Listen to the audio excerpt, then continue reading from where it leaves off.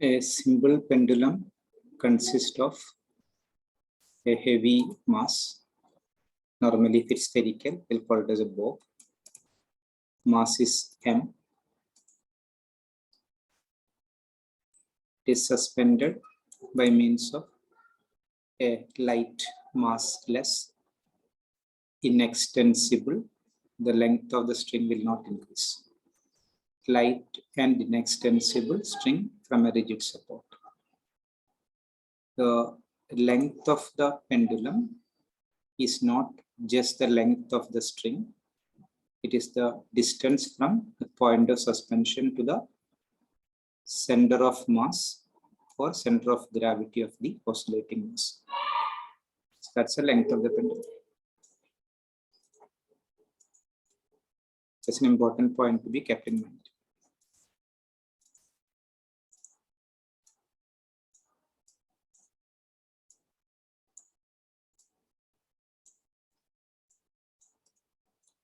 Now, once you displace the pendulum to the right side,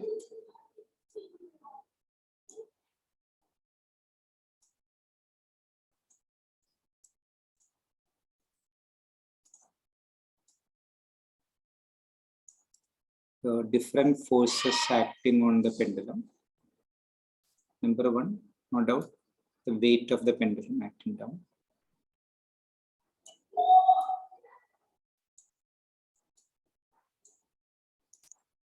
That's mg.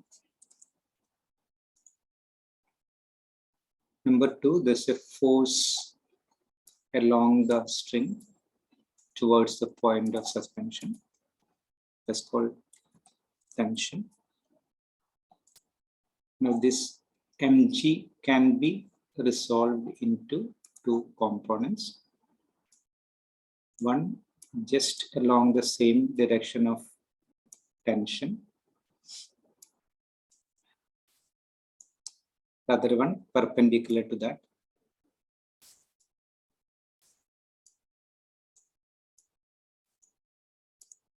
So if the displacement of the pendulum from the vertical position is theta, this also will be theta. Between mg and the component of mg along the line of tension, but opposite to it. So this component will be mg cos theta, and this component will be mg sin theta.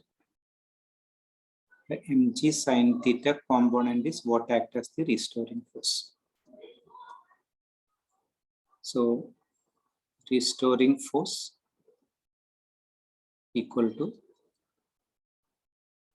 mg sin theta in magnitude. Since the restoring force and the angular displacement are opposite in direction. The angular displacement is towards right. The restoring force is towards left. So negative sign indicate both are in the opposite direction. Force you can change as mass of the oscillating object into acceleration. mg. For small oscillations, you can change sin theta as theta. Sin theta is approximately theta for small oscillations. It's a mathematical concept. You may try with values. This theta must be expressed in radian. You can't express in degrees. Now the mass get cancelled. You get acceleration equal to minus g into theta. You already know angle theta equal to arc length by radius.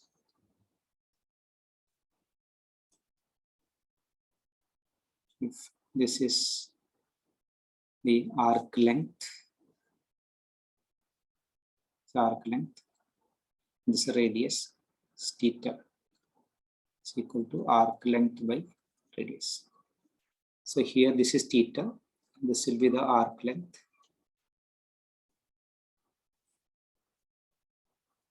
If you mark this as y, the displacement from equilibrium to the right extreme, that is y, you can get theta is equal to arc length by the radius is the length of the pendulum L.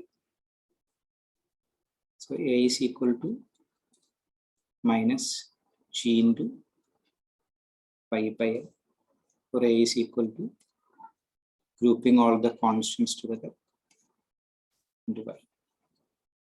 From this, acceleration is proportional to negative displacement or displacement but directed opposite. This means small oscillations, because small oscillation only sin theta can be replaced as theta. So SH. For small oscillations, the oscillations of a simple pendulum is SH. Normally, along with, they're asked to find the time period of frequency. So for any SH, we have a standard equation, acceleration is equal to minus omega square into displacement. If you compare 1 and 2,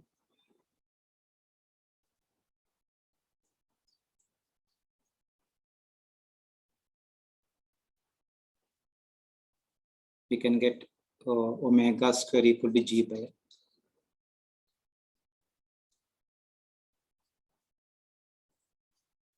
For omega will be root of G by L. Omega is 2 pi by T